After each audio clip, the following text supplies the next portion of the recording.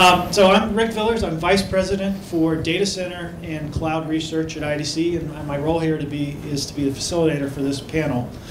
Just a couple opening remarks, though. The first thing is interesting is that title of Data Center and Cloud is new. I just took it over about a month ago. Before that, I was running our research around storage and cloud, which, based on this morning's comments, is a good time to be in the storage industry if cloud is growing. But what I find interesting when we talk to companies and enterprises, and the moment we have someone talking about, I want to talk to you about cloud, what I hear is data center. Because what they're about to do is have a conversation about, do I want to build another data center or refurbish an existing data center of my own? Do I want to pay someone else to build or run a data center for me, in case of a private cloud hosted model? Or do I want to forget about building data centers altogether and go rent services and lease services? And so what I have here are the people who are going to be building all those data centers, or a lot of those data centers here, and either giving us a private cloud, giving us a service offering. So we've got a great set of service providers here. We're going to chat about the conversations. I want to introduce them real quick.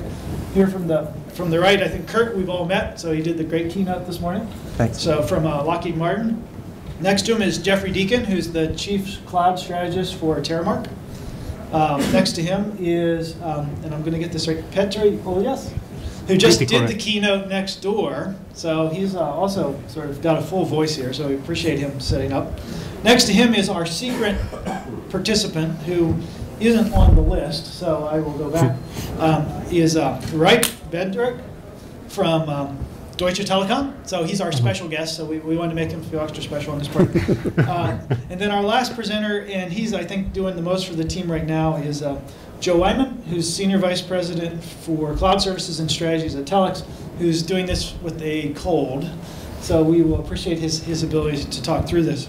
What I want to do real quick is open up a couple comments here. So IDC, being who we are in the market research, we're trying to understand how companies are adopting new IT solutions and what's going up here. And this is some survey results from, we just did this back in February. This is our Cloud Track survey. It's about 430 companies in North America, so that's the focus. And we're asking about the current and planned use of cloud solutions here. You're seeing a result of, this is sort of this isn't additive, so don't try and add it up to 100%. But we're taking all the different responses. I think the clear message here is we've already reached a 50% point for people saying they're using SaaS solutions. And we're seeing a high growth now in infrastructure as a service, both private and public options. I think one of the most interesting things you come out of this, if you start trying to add these up, definitely 2012, over the next year, we're going to reach a point where over 50% of all enterprises we survey, large, medium, small, are saying they're making some use of cloud solutions, and almost 50% are taking advantage of public cloud in some option. So clearly, this isn't a developing market. This is a market that's already here. And we're reaching now a point of maturation of how people are going to do this. Now, the sort of second message we get across is when we talk to all these folks is we're actually now, from an IT organization standpoint, the way I would say it is it's not so much about, you're basically bringing on new employees. These employees happen to be cloud service providers. So you and the IT side are still responsible for making sure that your customers, your employees, your partners are getting the information, the sources they want. But now it's not just based on partnering with a technology provider, a hardware provider, a software provider, a telecom provider. More and more of your business is tied into how all these components work together. So in reality, we talk about it, there really is no hybrid cloud. What there is a hybrid IT organization. And how and what solutions and services are service providers and others going to provide to allow that IT organization to function in this new world is really what we're going to be talking about here over the next few minutes.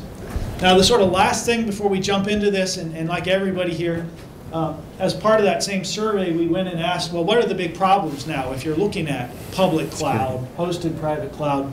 Here's our results. And they're not much different, I think, than you see from most. We ask it a different way. So we ask sort of rate each one. And no surprise, security gets the #1 rating. Interestingly, cost is the second. And we did a little deeper dive on this. The people who care about cost are the most who've already doing cloud. companies who aren't doing cloud are less sensitive to the cost issue than the ones who, they're all about security. But for the ones who are, cost is almost as important as security. And I don't think that means they're cheap, but they want a little bit better visibility and manageability of the cost that goes with it.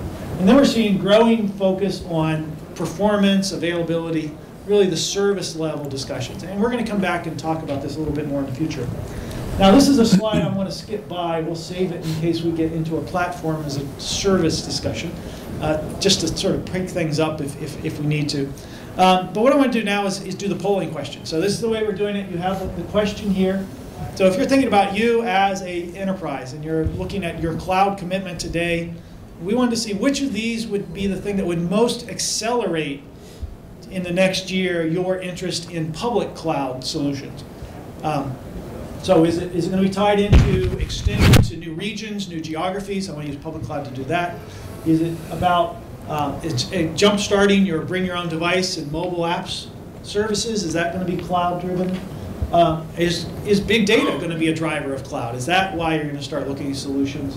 I think the fourth one is a growing one we're hearing people want to talk about is, can I use cloud for DR, disaster recovery? And then the last, and this is something interesting, in the last 3 months we've seen a big spike in cloud demand in Europe tied to the economic conditions. So a little surprising, but that's something that we're seeing as a message here. So we'll give you guys a little time to do your votes. We're not going to do this instantly. We'll come back and get into that. What I want to do now is jump into the questions themselves and start a little bit of a conversation here. So the first one, and I'll start with you, Curt, since you did the keynote and Lockheed Martin.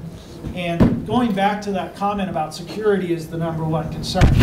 You know, IDC's been around for 48 years, and what we tell you is security's always been the #1 concern since they put the second terminal on the first mainframe. And it's always been #1 since, no matter what part of the IT world you're in. You know, there's a whole track next door in a fast panel where they're going to deep dive on security. So I don't want us to have a whole security discussion here. But when we talk to folks, security is two things. One is security, like here's my latest security sensors and my guard dogs and my fences and all those things. But the other way people think about security is more like my security blanket. I want to feel comfortable. I want to feel that I'm loved and cared for and all those pieces. And so I want to talk a little bit about, from a service provider perspective, what do service providers need to do to make end users, enterprises, IT folks feel that part of the security story? So, quick summary, I would say there's 3 facets for security that are important.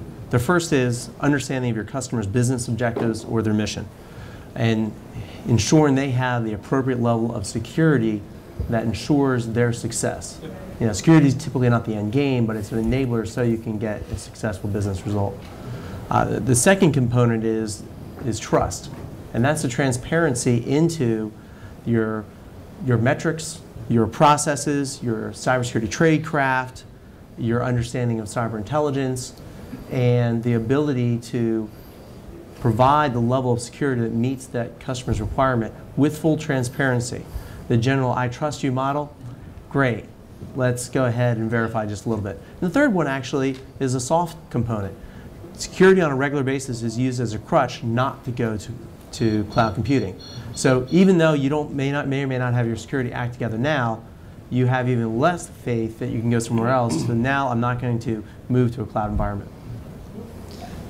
So I didn't know if folks from Terremark, you're obviously been expanding your business lately. So how do you see that sort of security? Yeah, I mean, to tag onto that, right? And I think you mentioned before in the survey that security is the #1 objective to moving to the cloud, right? For people that haven't moved to the cloud, right? So generally, what we see is, for those companies that might be, a little hesitant to go to the cloud, they're worried about security, the easiest way to take that first step, and what we do for our customers, is just bring their WAN into our cloud infrastructure and essentially block all internet access to that infrastructure so that they can just see their cloud infrastructure as another node of their data center and use all their existing firewalls, authentication mechanisms, intrusion detection, DDoS mitigation, just route it right back through their existing infrastructure, so that to take that initial step of cloud adoption,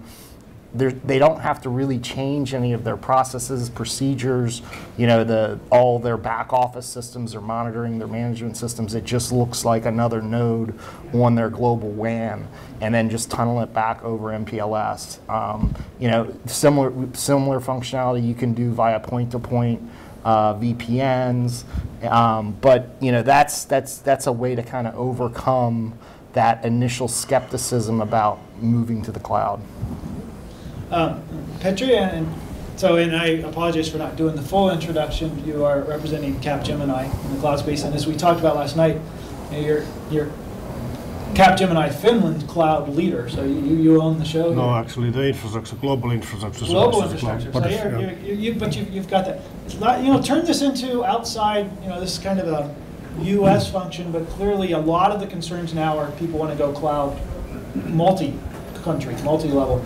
And clearly people often will bring out in Europe security or privacy are even more of a barrier to cloud than other places. You know? So what are you all doing to sort of help overcome some of those concerns? I think there is maybe one comment to the previous discussion as well, is that the way that I see it and the way that our clients often react is that security, it is like a boogeyman. I mean, you don't really know what it is there. You don't really know what's out there. And as you said when you started, that basically since the second terminal, I don't know, but I mean the security issue has been in every company since the beginning of the business. And there isn't that many companies who are really good in managing their own security. So then when you go to cloud, then you kind of bring it up front and you really start openly discussing how do you connect. And that's also one of the parts of the discussion that I recognize with many of the clients.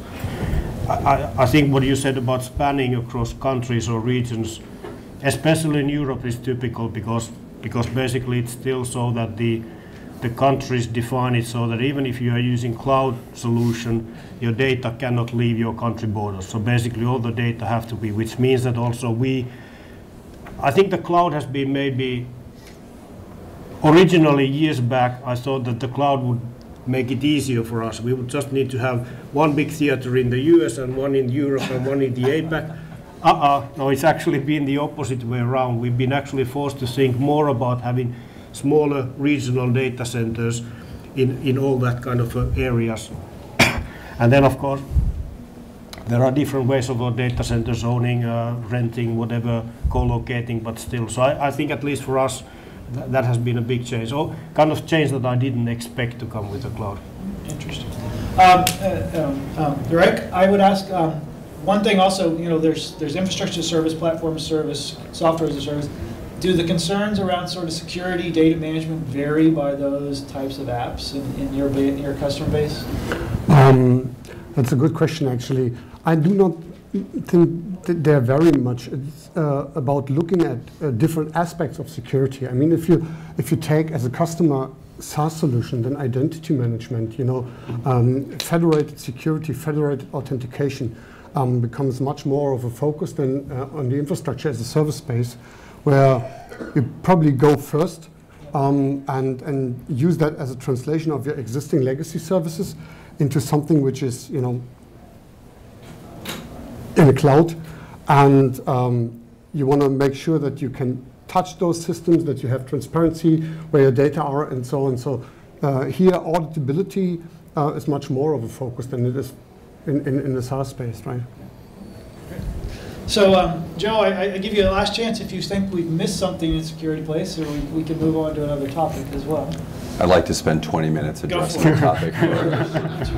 No, I mean, I have comments to everything, but just briefly, I think that the interesting thing about security is that the fact that it was the #1 priority, I have mixed feelings about, because on the one hand, you know, the latest thing with LinkedIn was sort of disastrous, and then this morning I saw something else, the 10,000 Twitter accounts were hacked, and at this point I'm thinking, just give up. Let's not even bother protecting anything with passwords, because just assume it's all going to be known to everyone anyway. You know, like, why have the pretense? On the other hand, I think that there are, particularly for a lot of the people on this panel, lots of interesting advantages that network service providers that are operating in conjunction with cloud offerings can provide. And it begins with things like, you know, optical layer, impenetrability, including putting taps on fibers to ensure that there's no dB loss, up through MPLS label non-spoofability, and beyond. And one of the really interesting scenarios is network-based firewalls and network-based anti-DDoS, where actually the cloud provides better security. So I think the thought process for security, and maybe this is oversimplistic, but to me it seems a little flawed. It's, wow, the cloud doesn't have perfect security, which I think is the wrong way to look at it. I think a better way to look at it is, how likely is it that I, as a private enterprise or an SMB, are going to have better security than someone who can afford to hire the best and achieve not economies of scale, but economies of skill.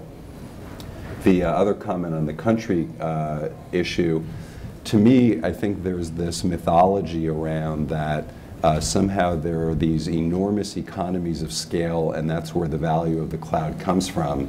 And therefore, the best way to achieve the economies is to have some super, ultra, hyper, mega data center located, taking the entire continent of Antarctica or Australia, and feed all traffic to it. But when you actually look at it, there are trade-offs between consolidation and dispersion, and I think the economies of scale argument for the cloud is well overblown. In my analysis, the value that comes from the cloud has to do with pay-per-use dynamics, not with economies of scale. And put simply, another scale-out architecture like rental car services, a Chevy Malibu will cost you $40 or $50 per day to rent, whereas if you owned it, it would only be $10 a day.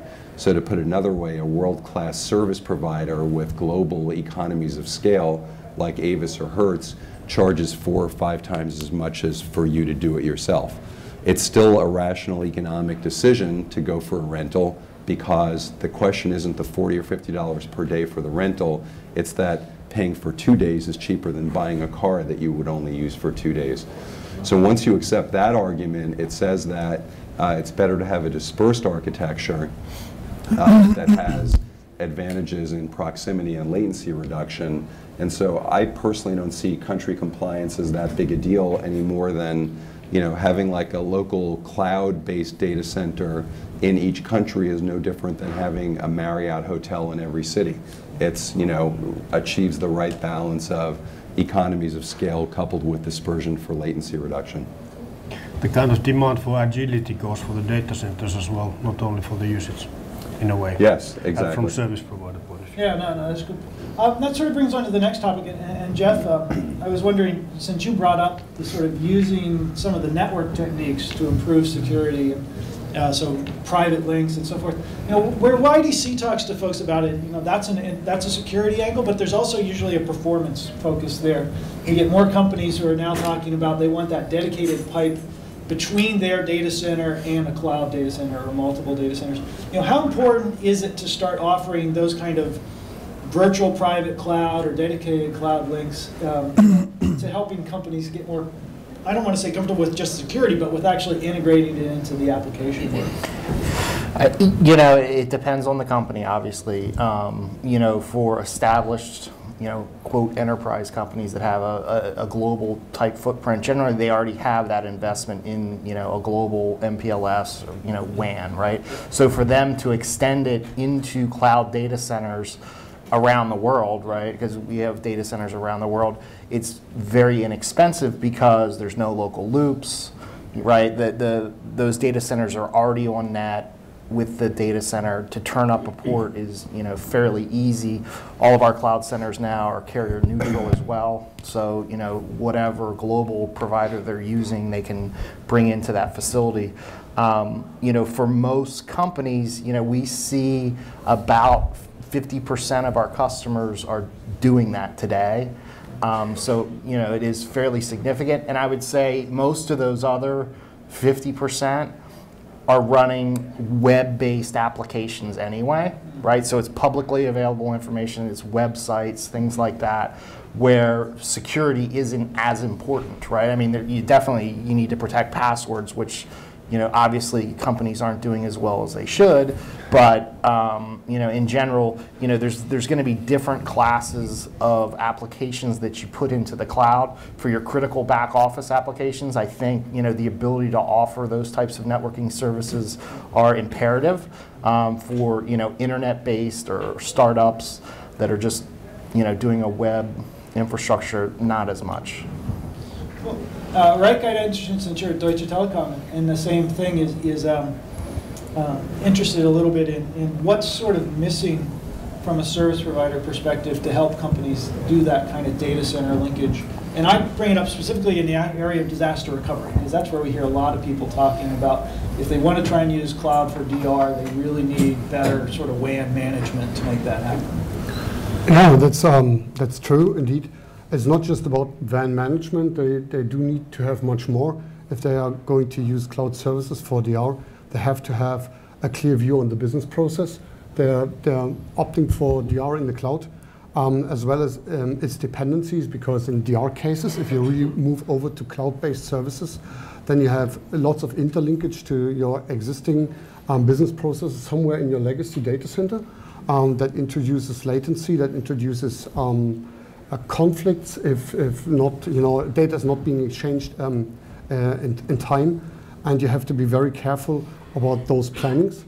So it might well be that most of the enterprise customers I do see use cloud facilities for DR mainly for putting additional compute elements out there instead of using really data facilities in the cloud to put their most vital business data and intellectual property somewhere out there. So in case of a disaster or major incident happening, then they switch over and leverage additional compute resources somewhere in the cloud, but they still keep the data somewhere in their private cloud properties or the legacy data centers. For the DR perspective, there's the legacy, 20th century view that you have an infrastructure from the bottom up that you have to go to a DR to a data center. But if you look at how new cloud applications are being written, say in a Microsoft Azure or even in Amazon, like Netflix is a great example. Everybody has hiccups. I don't know anybody that doesn't. Amazon had a little hiccup on their East Coast data centers, but Netflix wasn't affected. Some folks had designed applications based on more traditional methods, how they used to do it back in the 20th century. They were affected. I write one application, it lives in this data center. If I write a stateless or cloud application, then that concern of DR is less because the application is controlling the distribution of that data and the performance. So that is moving the performance to where it's needed. So if you lose a data center in Finland, it probably would never happen, and you pop down to somewhere in England or something, it's your application's aware of that infrastructure change. It's not your IT team going, all right, this is bad. You're going to say, well, it's bad, but it's not that bad. I'm still getting the application out to the user. Cool, great. So I want to make sure we have time for your guys' questions. So I want to jump real quick to the polling results. Are they ready? Back here. All right, so here we go. I see, all right, we got a high vote level here for CapEx. So definitely people seeing that cloud is part of that resolving my economic concerns right now, whether IT budget pressure, other things, I can change the mix. So high one there. But we also seen some people making the votes for disaster recovery, and that's something that we're hearing more about, because people really want to look at the DR.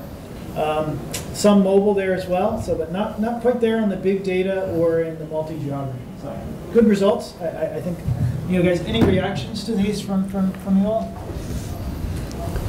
I'll just jump in. I think I really still don't get the whole CapEx, OpEx thing, and I hate to sound like an idiot, but obviously choices of CapEx versus OpEx are important for an SMB. For larger enterprises that have any cash reserves, then it becomes a financial decision. And moving to a leasing model obviously alleviates, if you're concerned about capital, funding things as an operating expense rather than capital. So I think what it comes back to is not so much the CapEx versus OpEx distinction as the no commitment, pay per use versus committed dedicated resources that are underutilized issue. So I personally wish people would stop talking about CapEx versus OpEx, at least in the larger enterprise. Anybody, any responses? Yeah, I would like to add to that one as well.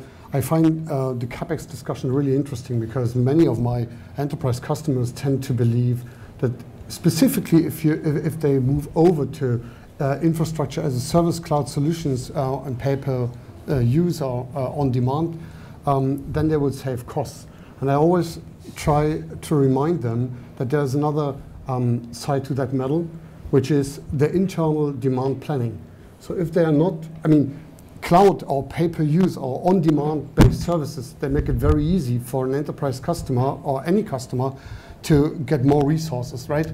But that has to be very carefully managed internally in the business process of that customer, because otherwise it can get very fast, very expensive. Yeah, we're all service providers, or most of us are, and as service providers, we're out to make a profit. So the same resource that can be procured directly from a hardware company, right, you can buy it through us, but once you get past all the magic of CapEx, OpEx, financing, leasing, 2-year term, lease back, or whatever, it all comes down to the fact that we have to make margin on whatever that resource is. So for dedicated resources, you know, the cost profile shows that, you know, most of the benchmark studies show that it's still better to do it yourself. And two good recent examples are Zynga, which had used Amazon for a long time and actually went back in-house, and they found 3 times better resource utilization, or, you know, cost performance, partly by going to specific architectures that were relevant to their needs as a gaming company, but also because they could do it themselves using the same stacks that they were getting. And they've retained the flexibility, so it's a hybrid architecture. But the point is, use internal for dedicated, assuming you have the competency to do so, and then use on-demand pay-per-use, you know, where it makes sense.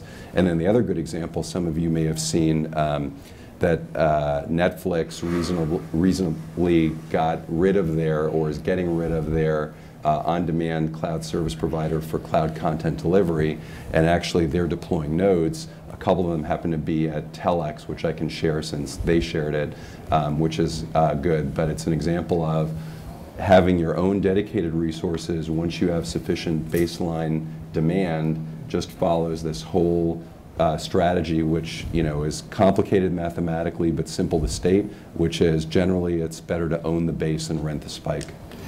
Yeah, I mean, the thing is, you know, I think it's definitely true, you know, for some customers, but, you know, the Netflix example, I mean, I read an article that estimated that they're pushing 20% of the traffic on the internet, right? Zynga is one of the most popular gaming sites on the internet, right? So, you know, those are examples of extremely large web properties that can reach the economies of scale on their own, right? You know, what we find is for many companies to deploy, you know, a VMware cluster that is their private implementation and to burst into the cloud, right, you know, is I think the most common example today. But if you take the level of automation that a lot of cloud providers put in, I mean, we've invested over $100 million in software development to automate tasks that most enterprises still have to do today manually, right? They have to rack and stack the servers, they've got to install ESX on each one, they've got to install the management consoles. You know, for companies that scale, you know, that write their own software, you know, literally our vendors roll in racks, plug them in, resources available. There's no manual intervention, everything's automated.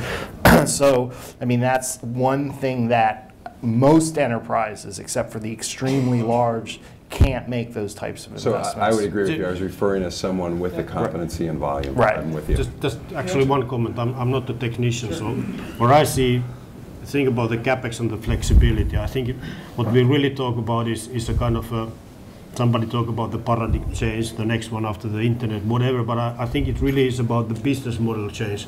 And that to me is the core, whether it relates to CapEx or flexibility. From service provider point of view, what we need to understand is that we typically had long contract with our clients. So we have a client for 3 years, 5 years, whatever. Now I can have a new client for 2 weeks, or 3 days, or 1 month. How do I manage that kind of a flexibility from business point of view as well? How do I sell the service if the actual revenue, the value of the sale is going to be 5,000 when I would like to make 50 million. And you'd like it to be 3 years Exactly. long. Yes. And on the other hand, it's the same actually also for those who are procuring the cloud, because they've also, how do you measure your business case? How do you calculate your business case? How do you measure your investment? If you make a big outsourcing deal, it's a traditional way. How do you do it? Exactly like you said, that it's not rational, probably. I hate to use a Gartner reference here, but it depends on where and you're. And then we're going to let these guys ask some questions. So I hate to see where you are in the maturity model, right? So if you are have a chaos kind of environment,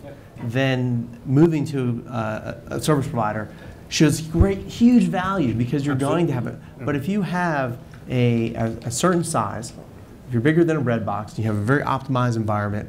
5 years ago, only certain people had that automation technology. Now you can buy it, open source, grab OpenStack, whatever you want. Right. If you can automate much of that, so if you've matured your enterprise, your ability to gain value from that CapEx is a lot lower.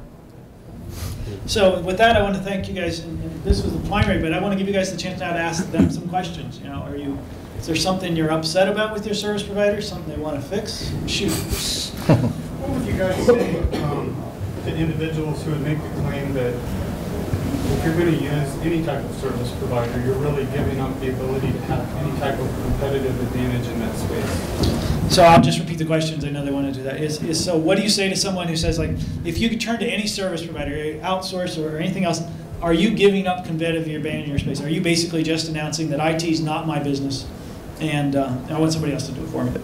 Can I jump in?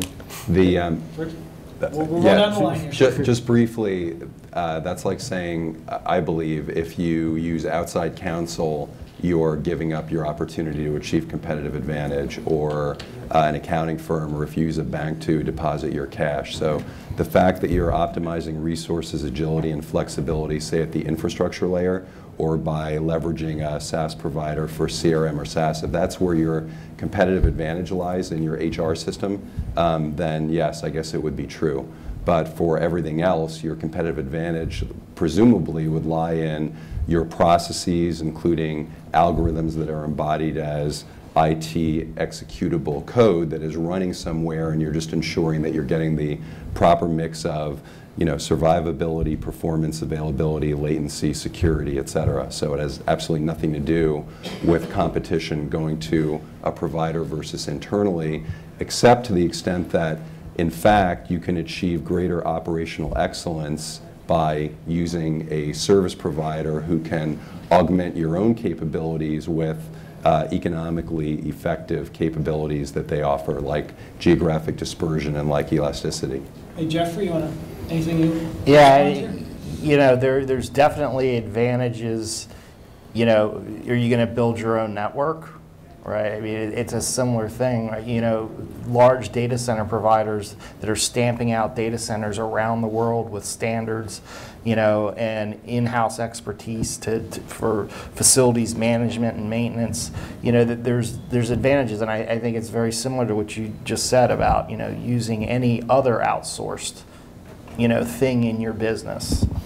You know, there's going to be advantages to it. Maybe not for everyone, right? I mean, I think the Zynga and the Netflix example, Facebook's another one, right? I mean, that is their core business, right? So for companies like that, I would agree, you know, that they might give something up by outsourcing. Yeah, I'll just close, and I think it's one of the interesting things we tell people is, you know, you may soon be a cloud service provider yourself.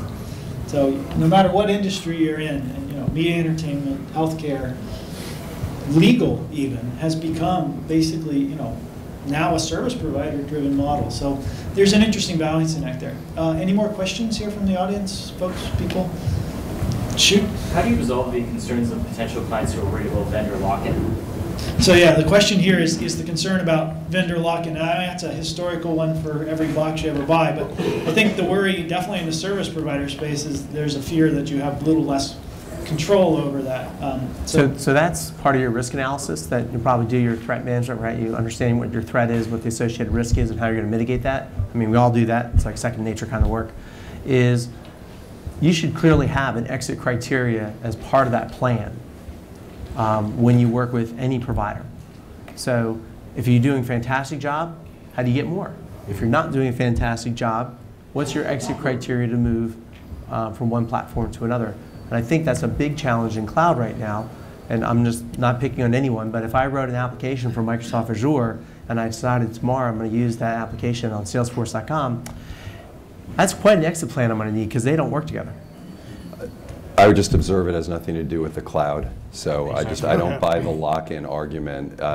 50 years ago, people are still running TPF applications, so they're locked in. You're locked into, which way you use a mouse and screen layout and, what the Control D key does. You're locked into everything. It has nothing to do with cloud. So, but it's really, what can we do as service providers to make that less of a gut reaction for both? well, of course, obvious question, it wasn't actually paid question, is that what we do in the ODCA is also try to standardize as much as possible so that we have the common language between the service providers, between us and our potential clients. I think that is the clear step. That's basically the whole reason for the existing of the ODCA, that because of the lack of the common language and the lack of the common kind of ways of doing things, that's part of the lock-in.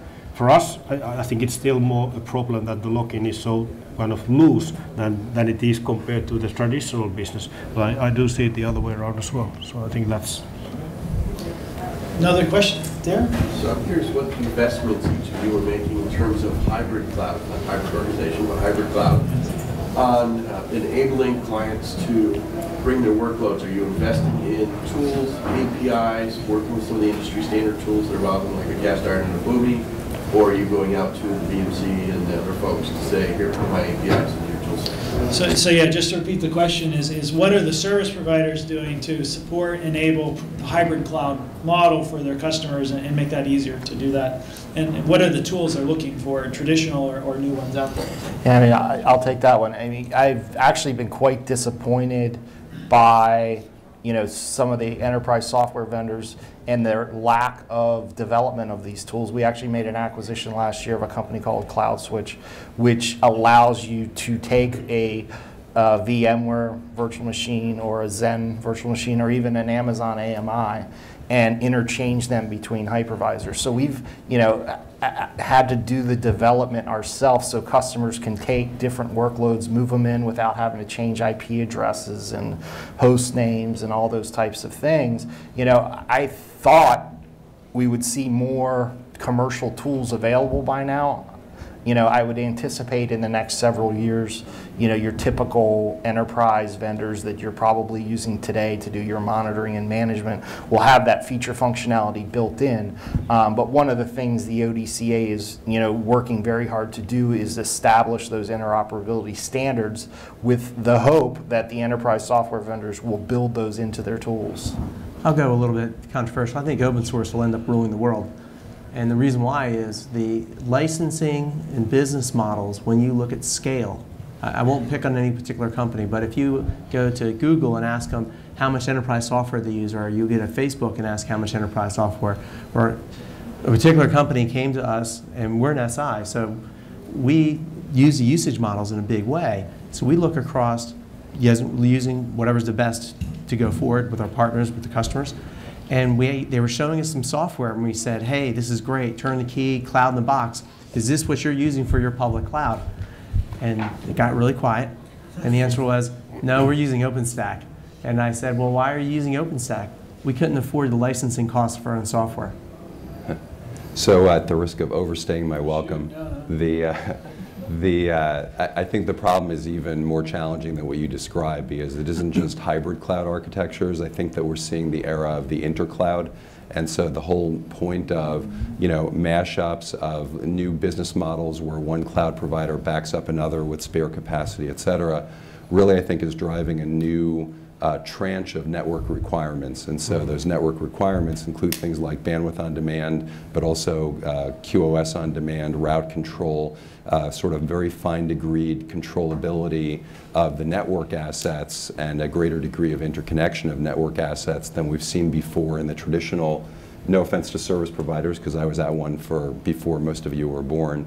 But the fact is, it's been dedicated pipes for a long time, right? It's been provision a T1 or an OC3, and that's it. And so what we at Telx are doing is investing in, first of all, greater and greater footprints. So we've got facilities all around the country, but in addition to that, a greater degree of virtualization, so virtual interconnect to enable some of that to happen, and looking at some emerging technologies like OpenFlow and software-defined networks to help increase the fungibility and flexibility of those assets to enable not just the cloud burst scenario, but also some of these emerging inter-cloud ecosystem requirements. So you did bring up the magic word. I was waiting for OpenFlow and software-defined networks. Thank you. Do I win something, or? We'll probably have a follow-up on that in the software side. If you want to do a follow-up and then your question, and then I think we need to wrap up. So I think it goes bigger than hybrid cloud or intercloud, as you call it. So what are you doing to enable the workflow of the business problem and federated identities? Because I think that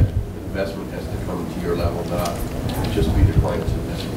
I think we're providing the infrastructure that enables services to ride on top of that, as opposed to being personally, or at Telx, directly involved in anything like federated identity management. Erect, I'd ask for you, right over in your side of the world. We are facing the same challenge as you just described with our customers, and yeah, we are offering identity management services out of the cloud.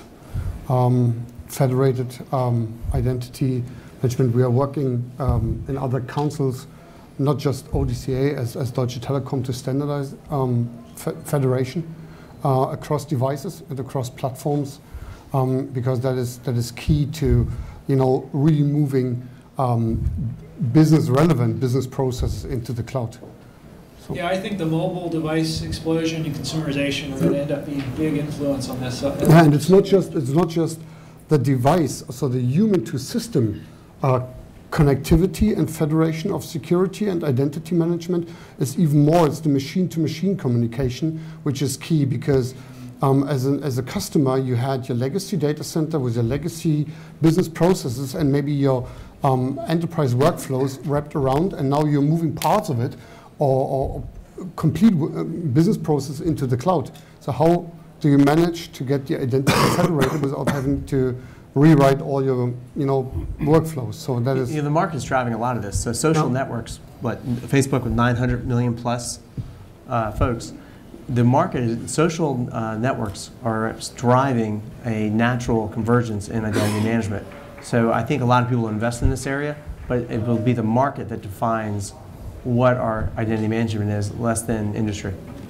So you had a question there, I believe, so I want to give you a shot. Yeah, I'm curious, what, if anything, you're hearing from your customers about lack of performance guarantees as a roadblock to cloud adoption? All right, the performance. I think that's the advantage that service providers offer, is a greater degree of performance guarantee through things like MPLS guaranteed bandwidth and latency, rather than best efforts internet services. Jeffrey? Yeah, I think the companies that don't offer you performance guarantees and SLAs, there's a reason they're not doing that, because they can't, and that if you need to find a vendor that will.